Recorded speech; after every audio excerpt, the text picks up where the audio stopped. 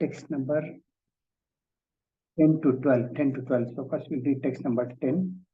Yohi yunjita satatam atmanam rahasistitah ekakiyata chittatma nirashir aparigraha. Translation Srila Prabhupada. A transcendentalist should always engage his body, mind, and self in relationship with the Supreme.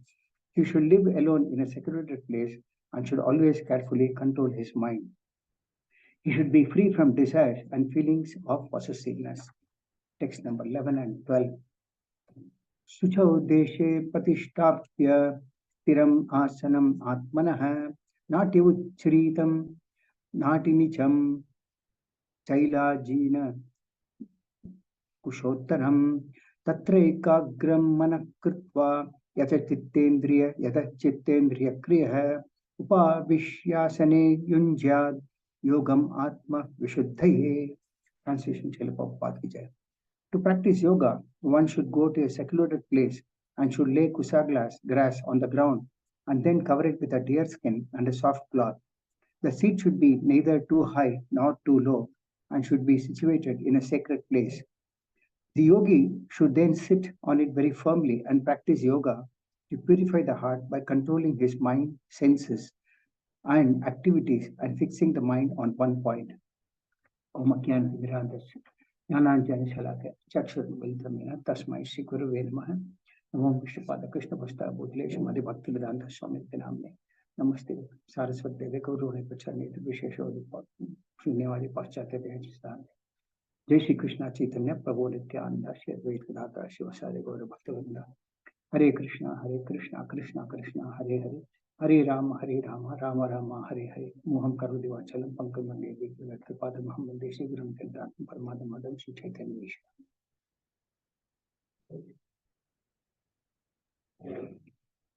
So here in this chapter, Krishna is explaining to Arjuna the subject called Dhyāna-yoga. Just to give an introduction, the Lord gives Arjuna many aspects of yoga. So yoga means actually it's a linking process with the Supreme. The Supreme is the Supreme Lord Sri Krishna. And the process of connecting the soul within our heart to the Supreme Soul, the Lord, is called yoga. Yoga does not mean actually the way people today misinterpret as some physical bodily exercise. It is a cheating process. There is not such a thing like that. We'll try to understand a little bit of these before going into the details of this chapter. So many facets, subjects like karma yoga. Karma yoga means doing one's results and offering the results to the Supreme Lord. Dhyāna yoga means getting knowledge about the Lord and connected to the Lord, so by which one gets knowledge. And that is called Jnana yoga. Then Dhyāna yoga, or the meditation which is mentioned in this particular chapter. And here, what is the process of performing this Dhyāna yoga is explained, by which one meditates on the 400 form of the Lord situated in the heart as Paramatma. And that is what is called Dhyāna yoga, not yoga, which people call it today.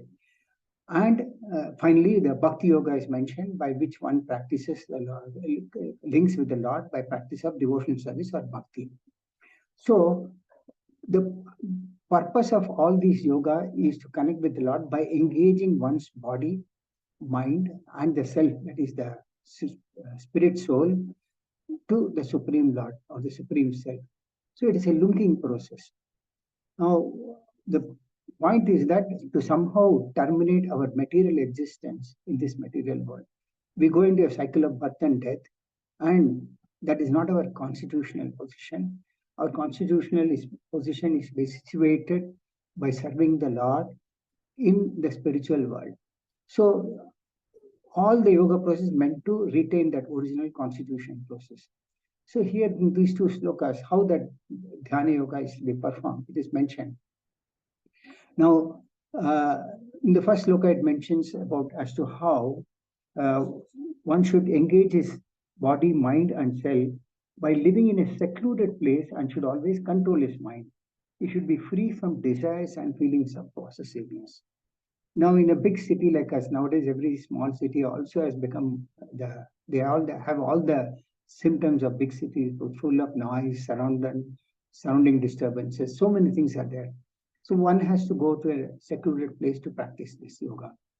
Then one has to become free from all the desires of material aspirations and should be free of all the feelings of possessiveness. Because possessing material objects or material things today is how the society is driven today. And because of this, the living entities do not want to have spiritual practices. They feel, I've got everything, why should I do? Why should I go to God? I've got everything on my own. Now, desiring is a living symptom within every living entity, and it flows like a tide in a river. The moment one desire is fulfilled, another 10 desires pop in our mind. So that is why it is said that one should try to control the mind. Now, the Lord is realized in 3 stages. That is Brahman, Paramatma, and Bhagavan, or fully Krishna conscious. Now, the first stage, which is called the Brahman.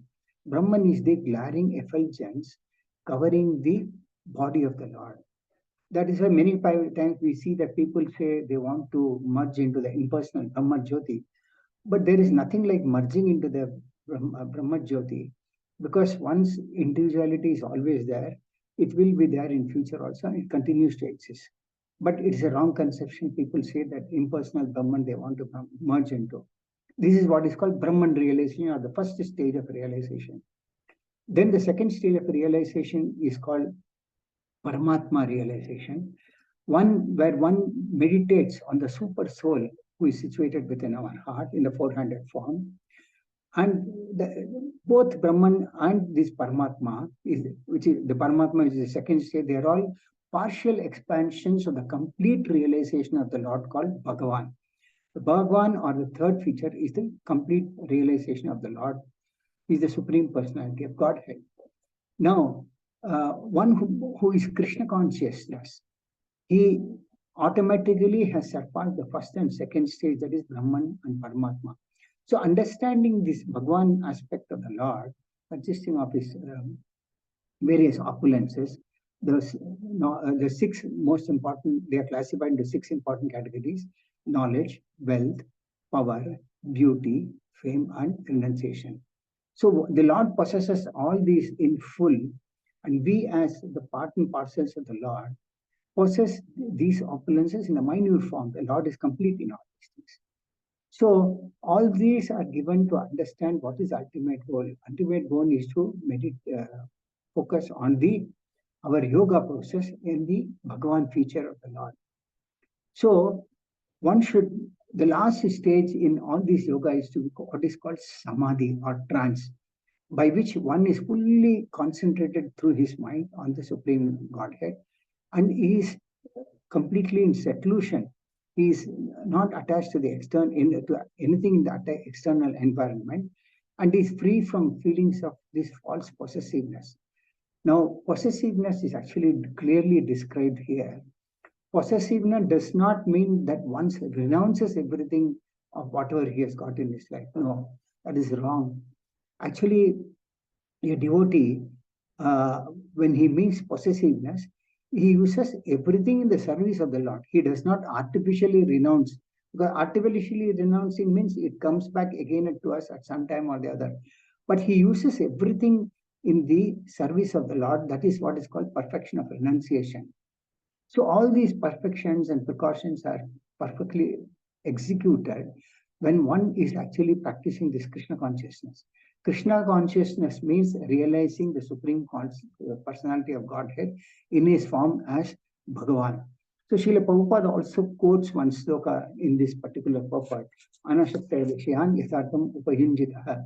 The translation of that sloka is, when one is not attached to anything, but at the same time accepts everything in relationship to Krishna, one is rightly situated above possessiveness. That means one who practices Krishna consciousness, he does not renounce anything artificially, but he accepts everything in relationship to Krishna. That is what is called above possessiveness. But on the other hand, one who rejects everything without knowledge of its relationship to Krishna, is not as complete in his renunciation. We'll understand this in a little more in detail. Now, actually, if you see, everything belongs to Krishna. Whatever is there in this material world, everything belongs to Krishna. And thus, when he comes to that understanding that he is not the artificial owner, he is using everything that is given by Krishna in the service of Krishna.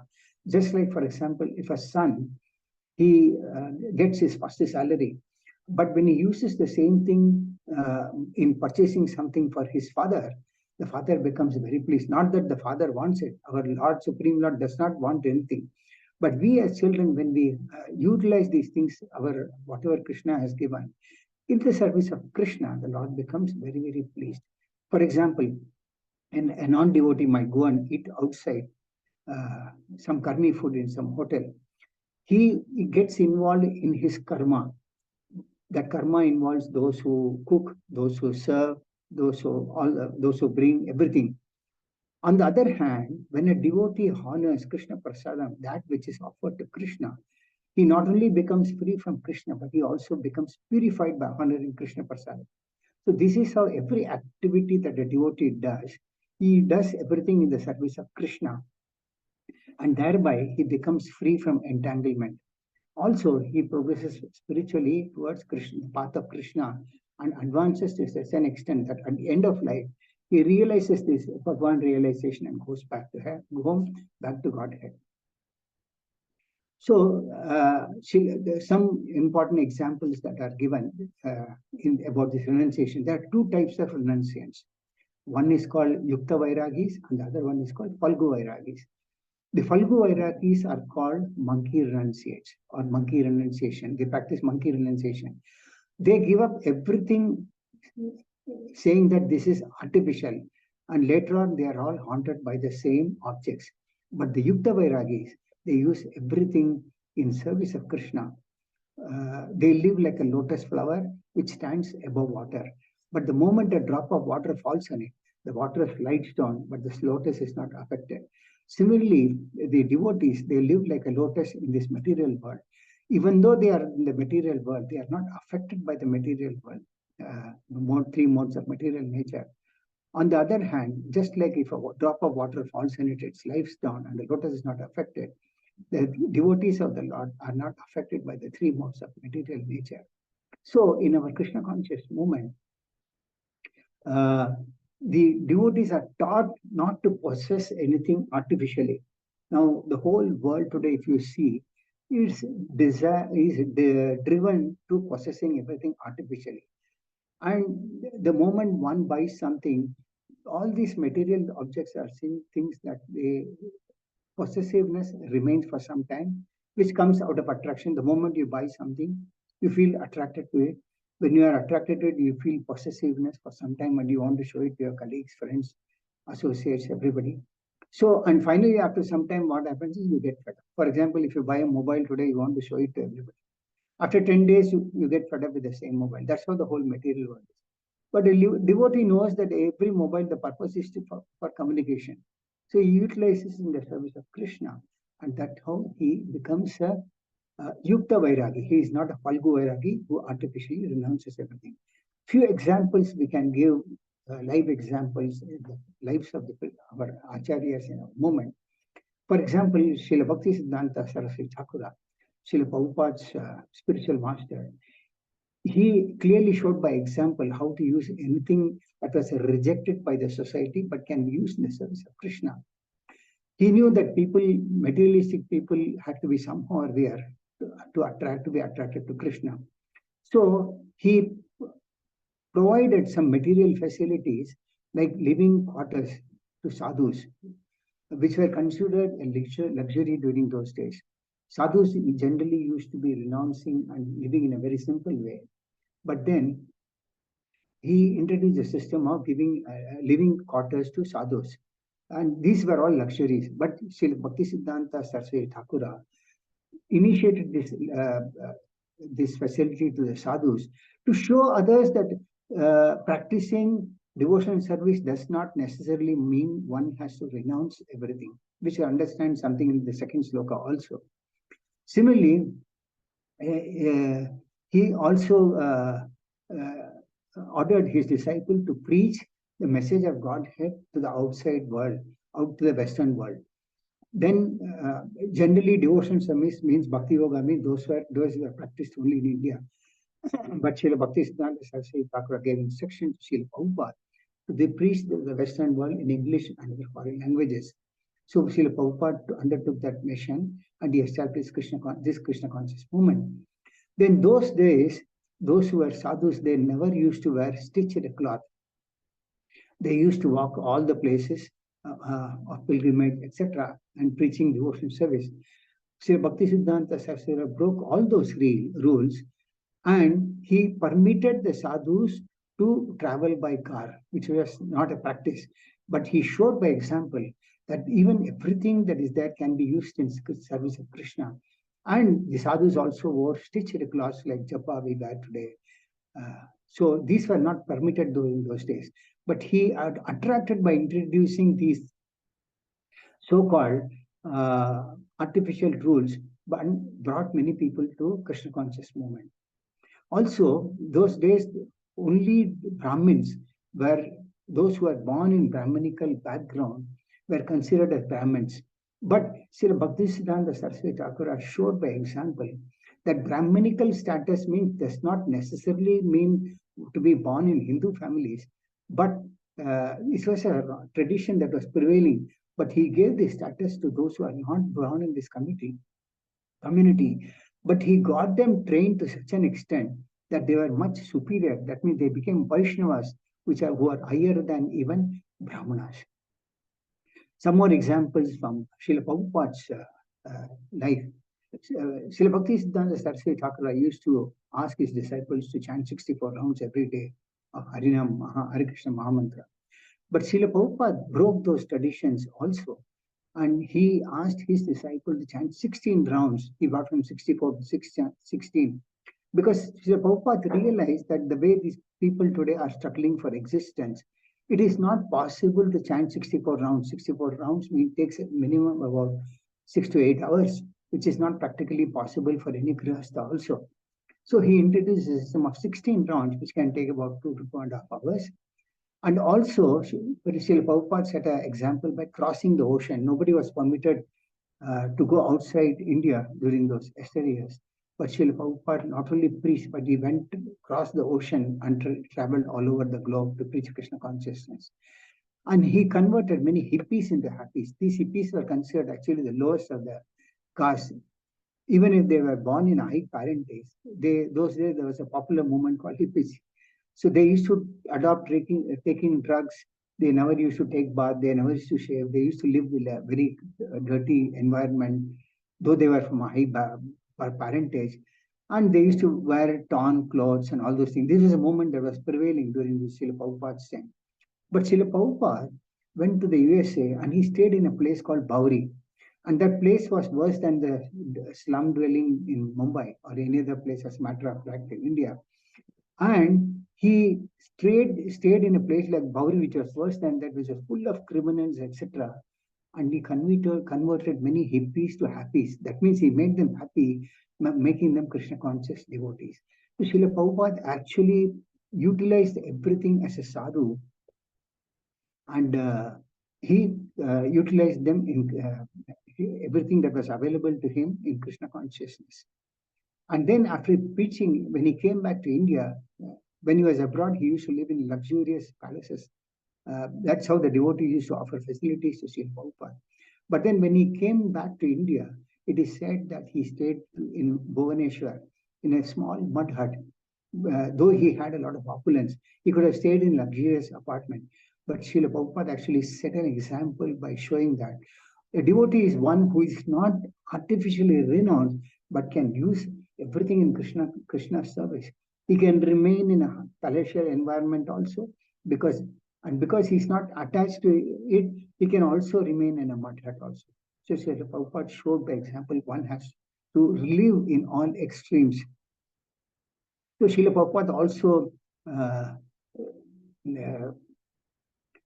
broke few grounds. It is said that during Srila Prabhupada's time, there was no system until Srila Prabhupada, system called divorce in the Hindu marriage system. But during his time, one disciple came to him and said that he wants to take divorce because he was married. Srila Prabhupada said, okay, go ahead.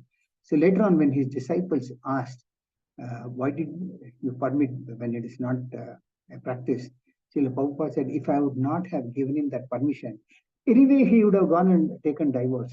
So he would have committed two offenses. One was he would have committed divorce also even, and secondly, he would have committed the offense of disobeying the spiritual master. So Srila Prabhupada was merciful and gave this permission to that disciple.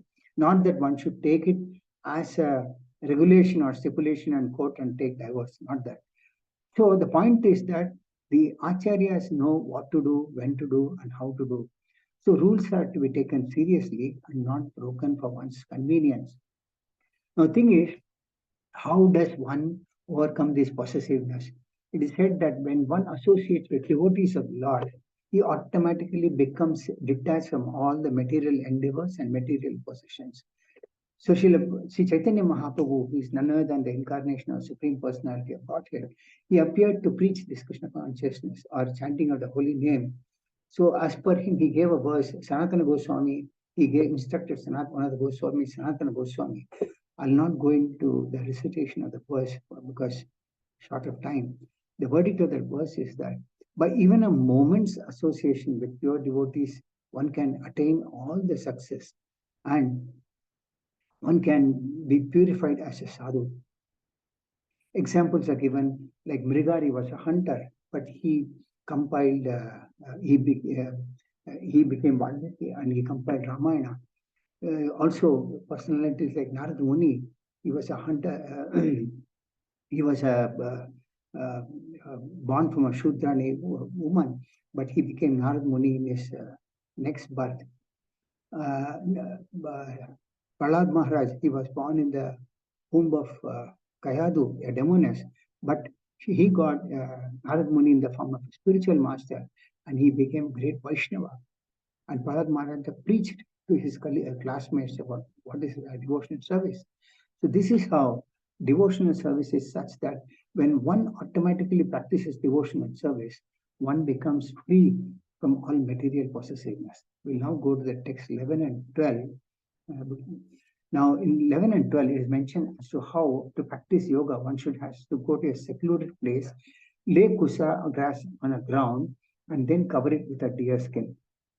Now, of course, this was a practice during the Satya-yoga, where people used to live for 100,000 years, out of which they used to go 50,000 years, 60,000 years, and go for practicing this Dhyāna-yoga. But in this age of Kali-yoga, it is practically not possible because the people are generally disturbed in this Kali-yoga, even otherwise. And there are examples given in the scriptures of how great devotees who are performing this Dhyāna-yoga, they all fell down from the practice. They could not. Examples are Vishwamitra was a great yogi, and he was deeply on meditation when he was actually disturbed by just hearing the noise of ankle bells of Menaka. See, imagine he was disturbed by hearing just the noise of the ankle bells of Menaka, and he fell down from his meditation. Bharat Maharaj, which is given in Srimad Bhagavatam, he was also deep in meditation on the bank of the river, when all of a sudden he developed attachment for a deer, and he forgot the devotional service, and he had taken the body of a deer. Shaurya Muni, he was also a great yogi, and he went to perform tapasya underwater for many thousands of years. All that happened was he saw two fish mating with each other, and his meditation got disturbed. So this Dhyana Yoga is something, it is not practically possible in this age when it was not practically possible. It was possible to a certain extent during Satya Yuga, but not the way that everyone shows itself today. No. So there is a quote from the Puranas as to how the Lord says, I'm not in Vaikuntha. He is telling Narada Muni, I'm not in Vaikuntha, nor am I in the hearts of yogis. I remain where my devotees glorify my name, form, qualities, and transcendental pastimes. Therefore, in the Brihadaranyaka Manana, which is Naradi Purana, Srila Prabhupada quotes a sloka from that as to how Hare Nama, Hare Nama, Hare Nama, Iva Kevalam Kalau Nasteva, Nasteva, Nasteva Gatiranyata. That means in this age of quarrel and hypocrisy, the only means of deliverance is chanting, congregational chanting of the holy name of the Lord. We chant at home, we chant then around in our beats at home, and then whenever we get time and opportunity, we must make time and opportunity to associate with devotees of the Lord and perform congregational chanting of the holy name of the Lord. And that is the only means of deliverance. And here Chaitanya Mahaprabhu says, Naeva, Naeva, Naeva Gatiranyata. That means in this age of quarrel and hypocrisy, there is no other way, there is no other way, there is no other way. So we'll try to understand some examples. When Chaitanya Mahaprabhu was on a tour of South India, he stopped at a place called Kurmakshetra, and there he met a Brahmana. And this Brahmana invited Sri Chaitanya Mahaprabhu to his house with a lot of respect. Chaitanya Mahaprabhu also accepted his invitation. Then this Brahmana washed the lotus feet of God. He made a lot of preparations afterwards, very nice food, many nice food preparations to offer to the Lord. And he requested Sri Chaitanya Mahaprabhu to accept these offerings. The Lord also was very favorable. He accepted. And the Brahmana said, there is no limit to our fortune. Today, my family, my birth, everything has been glorified by your presence.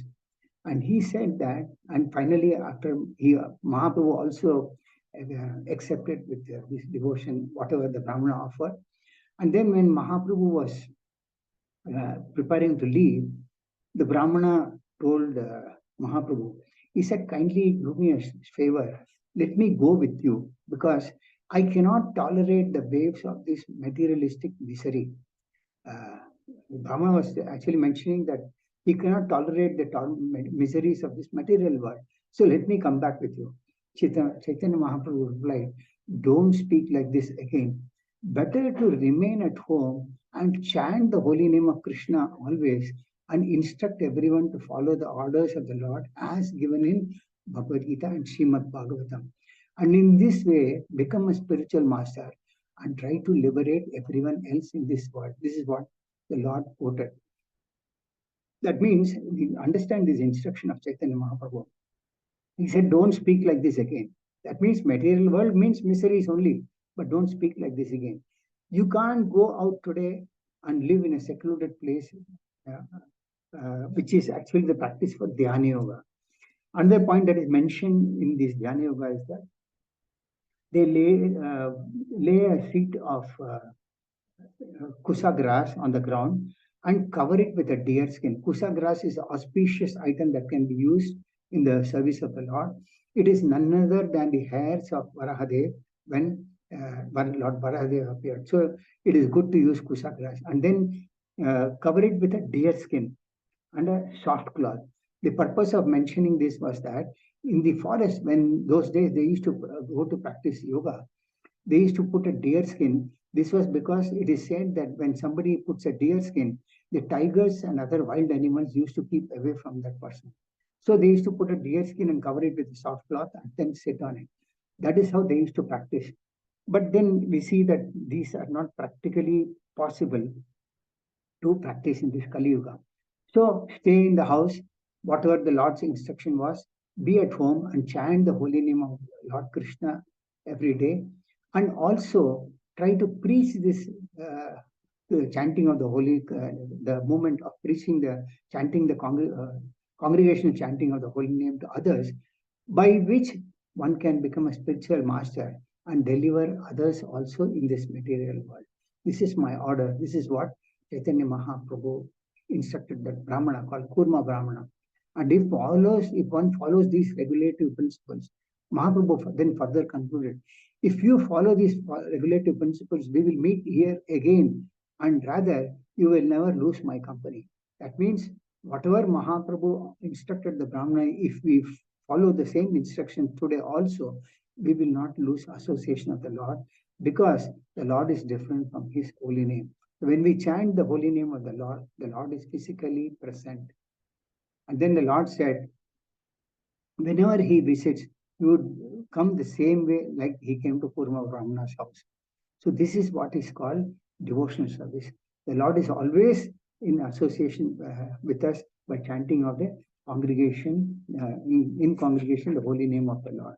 So this is in a nutshell the conclusion of these two slokas, that one does not go to the forest and sit in a secluded place and try to, rather one can control his mind. When Bhakti Yoga is practiced, one's mind, senses, body, everything comes under control. They are not like a wild elephant. So this is a nutshell conclusion of the two slokas. If anybody has got a question or comment, they can ask me in the next 1 or 2 minutes.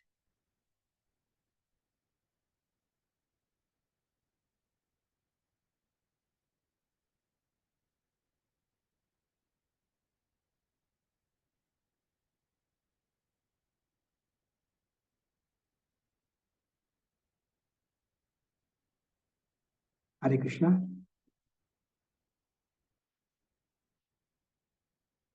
Does Very nice class, Prabhuji. Thank you very much. Thank you very much, Mataji. Hare Krishna, Prabhuji. Dandavat Pranam. Dandavat, Mataji. Hare Krishna, Prabhuji. Dandavat Pranam. Thank you, Prabhuji. Thank you, Mataji. Hare Krishna, Prabhuji. Hare Krishna. Dandavat Pranam. Thank you very much. Dandavat.